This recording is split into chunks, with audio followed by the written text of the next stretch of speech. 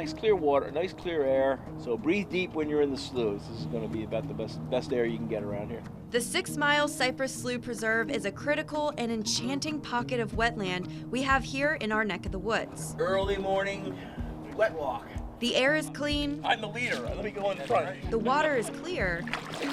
Of course, the occasional group of adventurers heading out through the swamp stirs things up a little. This area was probably bone dry in April, and we're knee deep now. During the rainy season, the slough fills up with water replenishing the aquifer, cooling the surrounding area, and filtering the water before it gets down to the Estero Bay Aquatic Preserve. So it prevents the communities to be flooded, even though some believe that, if the slough weren't there, they wouldn't have the water. It's quite the opposite, because as we all know, cement doesn't really absorb water. Wetlands do. It stores water. It provides cleaner water.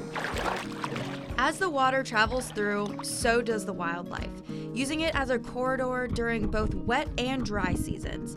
And the Friends of 6 Mile Cypress Slough Preserve use this time to give people a unique way to learn about the slough while getting a little wet, or soaked rather, on the wet walks.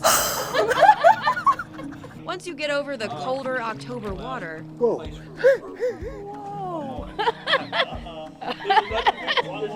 Okay, I'm swimming. you can actually have a minute to look at what's all around you. You'll find the slough is full of life everywhere you turn. Take a look at what's growing out there, and then turn around and look in the other direction and see what's growing in this direction.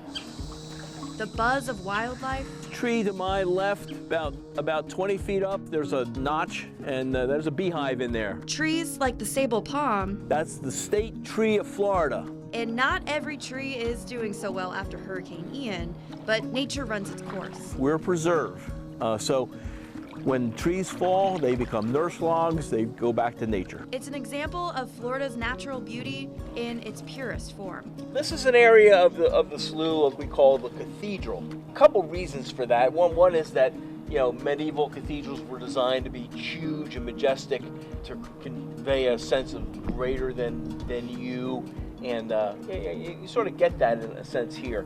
The towering cypress trees surround you, reflecting along the top of the water, making them seem even more monumental. This is a Lee County Park, so this is your park. And we always like to just let people sort of glory in that for a few minutes when we come to this area. So what I was going to suggest is just spread out a little bit, turn your back to others so that you sort of kind of have the park to yourself. Just sort of take in the view, take in the nature. I love that you can just stop for a minute. That's huge. The more time you spend dodging the knees and roots through the slough, There's a big log right here. You're gonna have to literally step over it. the more you can appreciate the beauty and might of it all. Well, this is the grandfather tree we've been promising you of. This is the biggest tree in the slough that I know of. One thing we can say with some confidence is it predates Columbus. We suspect that it's at least 500 years old. We're wild about the 6 Mile Cypress Slough because it's a place that helps us out when we help it out. The second time's just as Didn't cool. warm up much, did it? Through education and caring about the nature around us. Cluster together, pretend we like each other. Go on. So leave nothing but your footprints or a small wake behind you, 1, 2, 3, everybody smile. but also with a picture of your journey through the slough. Okay, got it.